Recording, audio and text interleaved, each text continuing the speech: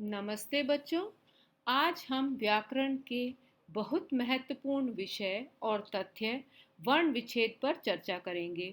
वर्ण विच्छेद भाषा की दृष्टि से बहुत महत्वपूर्ण इसलिए है, इससे केवल आपकी भाषा ही सशक्त नहीं होती है, आपका शब्दकोश भी मजबूत होता है।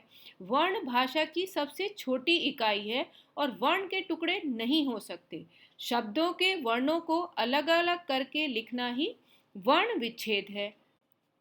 वर्णमाला में 11 स्वर होते हैं तथा 33 व्यंजन होते हैं।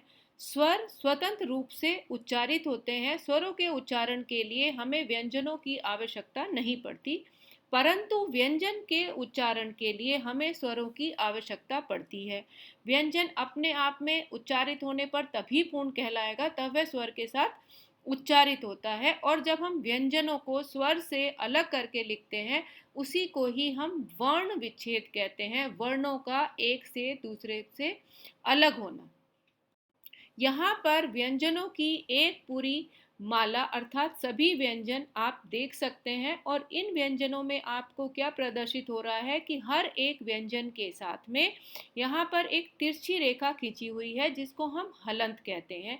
जब किसी भी व्यंजन में इस प्रकार का हलंत लगाया जाता है तो उसे कहा जाता है कि वह व्यंजन स्वर रहित है, अर्थात उसमें स्वर का प्रयोग नहीं हुआ है।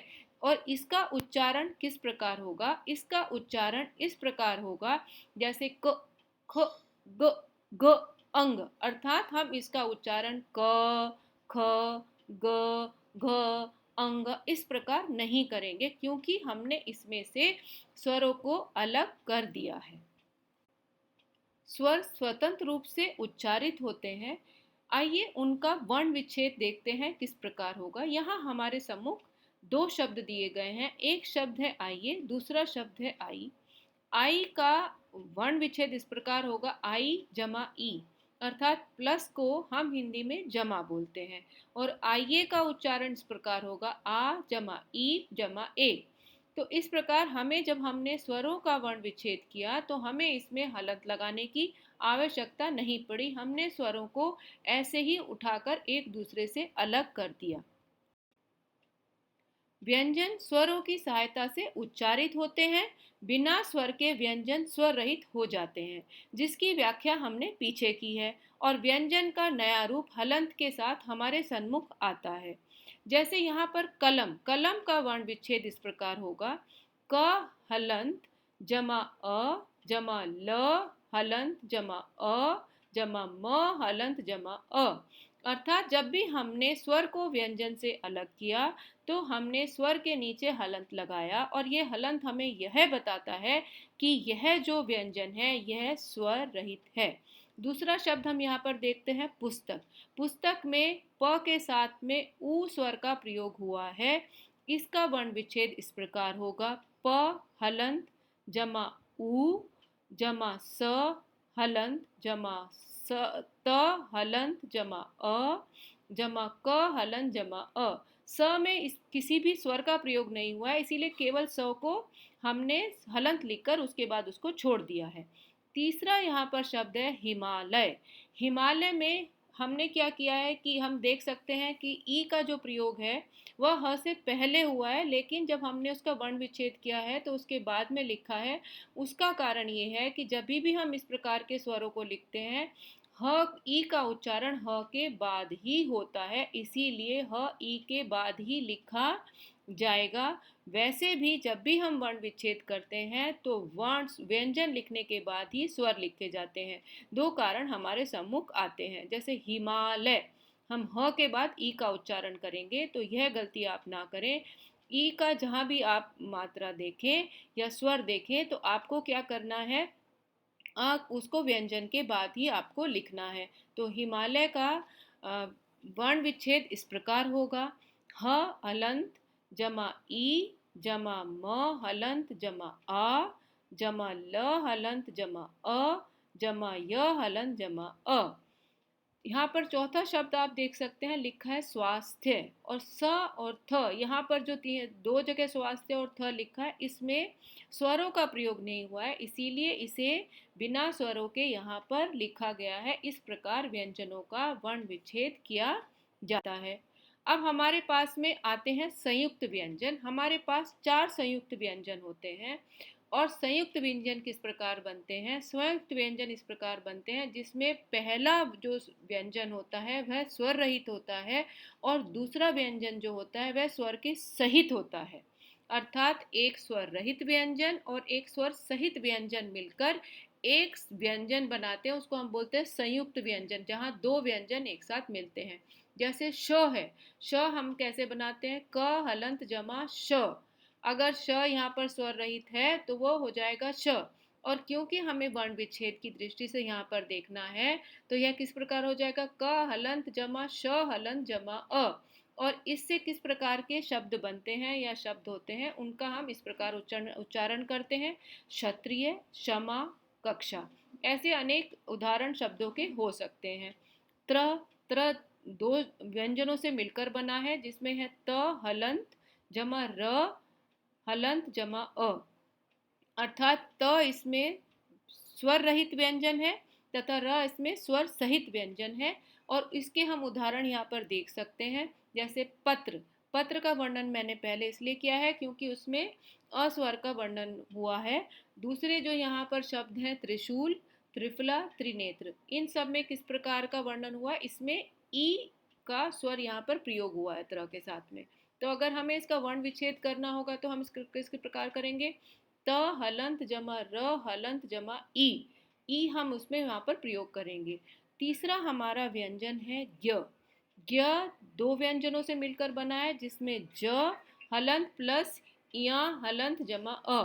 और इससे किस प्रकार के शब्दों का निर्माण होगा? यज्ञ, विज्ञ, विज्ञान, ज्ञान, संज्ञान। तो इस प्रकार हम ये संयुक्त व्यंजनों की जानकारी प्राप्त करते हैं। और चौथा हमारा संयुक्त व्यंजन है श्र। और श्र किन किन व्यंजनों से मिलकर बना है? श प्लस र प्लस अ। अर्थात हमने यहाँ पर देखा है श कैसा है? स्वर रहित है तथा र स्वर सहित है। और इसी पर आधारित हम इसके शब्द देख लेते हैं। यहाँ पर केवल हम इन पर आधारित शब्दों की चर्चा कर रहे हैं, वर्ण विच्छेद की चर्चा हम इनकी आगे करेंगे। श्रमजीवी, श्रमिक, श्री, आश्रय, आश्रम। संयुक्त व्यंजनों के वर्ण विच्छेद के उदाहरण। क्षत्रिय का वर्ण विच्छेद हम देखते हैं, जैसे क हलंत जमा श हलंत जमा अ जमा त हलंत जमा र हलंत जमा ई जमा य हलंत जमा अ। त्रिशूल का वर्ण विच्छेद इस प्रकार होगा, त हलंत जमा र जमा ई, यहाँ पर ई स्वर का प्रयोग हुआ है, जमा श हलंत जमा उ जमा ल हलंत जमा अ। यज्ञ का वर्ण विच्छेद इस प्रकार होगा, य जमा अ जमा ज जमा या हलंत जमा अ। ज हलंत यहाँ पर आपको प्रयोग करना है। और चौथा है श्रमिक। श्रमिक का वर्ण विच्छेद इस प्रकार होगा, श हलंत जमा र हलंत जमा अ जमा म हलंत जमा ई जमा क हलंत जमा अ। इस प्रकार संयुक्त व्यंजनों का वर्ण विच्छेद होगा। अनुसार प्रयोग शब्दों का वर्ण विच्छेद। अनुस्वार जिन शब्दों में होता है उनका वर्ण विच्छेद किस प्रकार होगा, आइए इसकी जानकारी प्राप्त करते हैं। जैसे सबसे पहला यहाँ पर शब्द है अंगूर। तो अंगूर के वर्ण विच्छेद के लिए हमें कुछ करने की ज़्यादा आवश्यकता नहीं है, क्योंकि अंग पहले ही दिया हुआ है। तो अंग जमा ग हलंत जमा उ जमा र हलंत जमा अ। लेकिन जब अनुस्वार बीच में आता है तो उसका किस प्रकार वर्ण विच्छेद होगा, आइए देखते हैं। जैसे गंगा, तो हमें यहाँ पर ध्वनि से पता चल रहा है अंग, तो हम यहाँ पर अंग भी लिख सकते हैं, या हम ग हलंत जमा अंग भी लिख सकते हैं, यहाँ पर जमा ग हलन जमा आ, इस प्रकार भी इसका वर्ण विच्छेद कर सकते हैं। और जैसा यहाँ पर लिखा है वैसा भी वर्ण विच्छेद किया जा सकता है। दोनों ही वर्ण विच्छेद मान्य है। या तो अगर हमें वहाँ पर अंग कौन सा प्रयोग हुआ है या अनुस्वार कौन सा प्रयोग हुआ है पंचम वर्ण में से, उसको हम लिखें। और अगर हमें उसकी जानकारी नहीं है तो अ के साथ अगर हम अंग का प्रयोग करेंगे तो वह भी सही है, उचित है। जैसे कंबल में अगर हमें उसका वर्ण विच्छेद करना है तो क हलन जमा अंग, देखिए अंग, आप म अ प्लस म हलंत का प्रयोग नहीं भी करेंगे तो चलेगा। तो किस प्रकार अगर आपको कंबल का प्रयोग करना है, क हलंत जमा अंग जमा ब हलंत जमा अ जमा ल हलंत जमा अ, इस प्रकार आप कंबल का प्रयोग, कंबल का वर्ण विच्छेद कर सकते हैं। इसी तरह आप चंद्र में प्रयोग कर सकते हैं, ठंडक में कर सकते हैं, चंदन में कर सकते हैं। जो भी उदाहरण आपके यहाँ समक्ष प्रस्तुत किए गए हैं ये इसी तरह प्रस्तुत किए गए हैं ताकि आप समझ सकें। अगर आपको पंचम वर्ण की यहाँ पर जानकारी है तो आप पंचम वर्ण लिखिए, अगर पंचम वर्ण की जानकारी नहीं है तो आप वहाँ पर अंग लिखकर भी अनुस्वार युक्त शब्दों का वर्ण विच्छेद कर सकते हैं। अनुनासिक प्रयोग शब्दों का वर्ण विच्छेद इस प्रकार किया जाता है, जैसे चांदनी शब्द है तो च के साथ स्वर का अनुनासिक का प्रयोग हुआ है और आ स्वर है यहाँ पर, उसके साथ में वर्ण विच्छेद अनुनासिक हम उसके साथ ही लगा देंगे। जमा द हलन जमा अ जमा न हलन जमा ई। इसी तरह धुआं में आप देख सकते हैं कि अ यहाँ पर स्वर है और स्वर के ऊपर ही हमने अनुनासिक का प्रयोग किया, अर्थात जो भी वहाँ पर स्वर आएगा उसके साथ ही हम अनुनासिक का प्रयोग करेंगे। जैसे हम दूंगा शब्द में देख सकते हैं द के साथ में ऊ स्वर प्रयोग हुआ, उसी पर हमने अनुनासिक का प्रयोग किया है। जमा ग हलन जमा आ। यहाँ पर चौथा शब्द हम देखते हैं वो है झंडिया, झ हलंत जमा अंग। देखिए यहाँ पर हमने अंग के लिए हमने झंडिया न का प्रयोग नहीं किया है, हमने क्या किया है यहाँ पे हमने अंग लिख दिया है और अंग के प्लस हमने क्या लिखा, ड हलन जमा ई जमा य और उसके बाद में जमा आ, और आ पर ही हमने अनुनासिक का प्रयोग किया है। जहाँ पर भी स्वर के साथ अनुनासिक आता है तो वह उसके साथ ही वहाँ पर प्रयोग किया जाता है, उसको अलग नहीं लिखा जाता। ये आप ध्यान रखें जब भी आप अनुनासिक शब्दों का वर्ण विच्छेद कर रहे हैं। वर्ण विच्छेद करते समय निम्नलिखित बातों का जानना आवश्यक है, अर्थात जब आप वर्ण विच्छेद कर रहे हैं री और री के जो रूप हैं उसमें आपको अंतर पता होना चाहिए। जब री पर र पर ई की मात्रा लगती है और री का ऋषि के रूप में प्रयोग होता है, र के साथ जब ई का प्रयोग हो रहा है तो वहाँ पर स्वर के साथ में व्यंजन का प्रयोग हो रहा है और री जो है वो अपने आप में ही एक स्वर है। तो जब हम उसे अलग करेंगे तो हम उसे ये ध्यान रखें कि हम उसके साथ में अ नहीं लिखेंगे, अलग से दूसरा स्वर नहीं लिखेंगे, क्योंकि री अपने आप में एक पूर्ण स्वर है। जैसे ऋषभ आप यहाँ पर देख सकते हैं, ऋषभ में किस प्रकार प्रयोग किया गया है, री प्लस श। री अपने आप में पूर्ण स्वर है तो री प्लस श, श हलंत जमा अ जमा भ हलन जमा अ। और यहाँ पे जैसे पृथक लिखा है, पृथक को किस प्रकार उसका वर्ण विच्छेद किया गया, प जमा री, उसमें से स्वर अलग कर दिया गया है, जमा थ हलंत जमा अ जमा क हलन जमा अ। और इसी प्रकार कृपा का वर्ण विच्छेद किया गया है। र में उ और उ की मात्राएं अर्थात ह्रस्व तथा दीर्घ मात्राएं किस प्रकार लगाई जाए या हर्ष और दीर्घ स्वर्गों का किस प्रकार प्रयोग किया जाए, यहाँ पर हम इसका एक उदाहरण देख लेते हैं। सबसे पहले हम इसकी पहचान कैसे करेंगे कि यह ह्रस्व है कि दीर्घ है। तो यहाँ पर जब आप ये शब्द देख रहे हैं तो इन शब्दों में आप क्या देख रहे हैं, जैसे आपको रुस्तम दिखाई दे रहा है और रूपा दिखाई दे रहा है। रुस्तम में मात्रा जो है वह उसके साथ पूरी तरह सम्मिलित हो गई है, लेकिन जब आप रूपा देखते हैं तो देखते हैं कि मात्रा थोड़ी सी बाहर निकली हुई दिखती है, अर्थात जितने भी हमारे दीर्घ स्वर हैं उनका जो मात्रा है, मात्रा का अर्थ ये होता है जब हम मात्रा की बात करते हैं अर्थात कितनी मात्रा में उसका उच्चारण किया जाएगा। अर्थात जब हम इसमें ह्रस्व की बात करते हैं तो हम ये कहते हैं कि उसके उच्चारण में कम समय लगता है, अर्थात कम मात्रा लगती है। और जब हम दीर्घ का प्रयोग करते हैं तो उसमें उससे दोगुना समय लगता है, इसीलिए उसको मात्रा नाम दिया गया है। मात्रा का अर्थ है कि कितनी उसमें देर लगती है उसके उच्चारण में। तो यहाँ पर रूपा और रूठना, तो जहाँ पर हम यहाँ देखेंगे कि र ही एक ऐसा वर्ण है जिसमें बीच में मात्राएं लगती हैं और इन मात्राओं का हमें ये ध्यान रखना है कि वह उससे पूरी तरह मिल गया है, तो वहाँ पर छोटा ऊ है, और जहाँ पर इसमें मात्राएं थोड़ी सी बाहर निकलती हुई दिख रही हैं उसका अर्थ है कि वहाँ पर दीर्घ स्वर का प्रयोग हुआ है। र के विभिन्न रूप होते हैं, लेकिन इनका वर्ण विच्छेद हम किस प्रकार करें इसका आप विशेष ध्यान रखें। जैसे जब र जो है रेफ के रूप में आता है तो तब हमें ये पता होना चाहिए कि र उस समय स्वर रहित है, अर्थात जब र जो है वह शब्द के ऊपर बैठता है तो उसके पास पैर नहीं है, क्योंकि क ने उसको पैर दिए हैं। तो क यहाँ पर कैसा है, मतलब क का कहने का अर्थ यहाँ पर ये है कि यहाँ पर जो व्यंजन है वह व्यंजन स्वर सहित है। जब भी इसको याद रखने का एक ही बहुत साधारण सा तरीका है कि रेफ के रूप में जब भी र आएगा तो वह हमेशा स्वर रहित होगा। इस बात को आप हमेशा ध्यान रखें।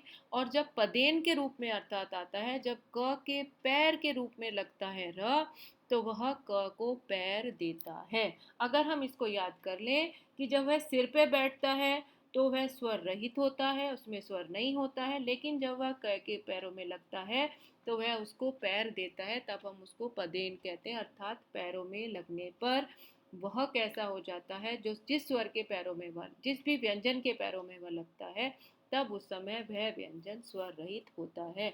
यह बात अगर आप याद रखेंगे तो कभी भी रेफ और पदेन जहाँ पर भी होगा वहाँ पर वर्ण विच्छेद में आप कभी भी गलती नहीं करेंगे। बिना पाई वाले व्यंजनों के बाद प्रयुक्त र व्यंजन के नीचे र के रूप में प्रयुक्त होता है। जैसे जिन भी व्यंजनों में खड़ी पाई नहीं है वहाँ पर वह उनमें नीचे लगाया जाता है, जैसे ट, ठ, ड। और यहाँ पर हम ट्रक का वर्ण विच्छेद देख सकते हैं। ट्रक के वर्ण विच्छेद में जैसे हमने नीचे बताया है कि जब भी यह पदेन के रूप में प्रयोग होगा या बिना पाई वाले व्यंजनों के रूप में प्रयोग होगा, वहाँ पर र उसे पैर देता है, अर्थात र वहाँ पर पूरे रूप से स्वर सहित होता है। इसमें वही नियम लागू होगा जो पदेन में लागू हो रहा है। र में उ तथा उ स्वरों का प्रयोग होने पर वर्ण विच्छेद किस प्रकार होगा। वैसे तो अब आप पूरी जानकारी इसकी ले ही चुके हैं और आपने अच्छी जानकारी प्राप्त की है और नियमों को याद भी रखा है, तो यह बहुत ही आसान है। जैसे गुरु का वर्ण विच्छेद ग हलन जमा उ जमा र हलन जमा ओ, बहुत ही साधारण रूप से उसमें से खाली हमें क्या करना है, स्वर को व्यंजन से अलग करना है।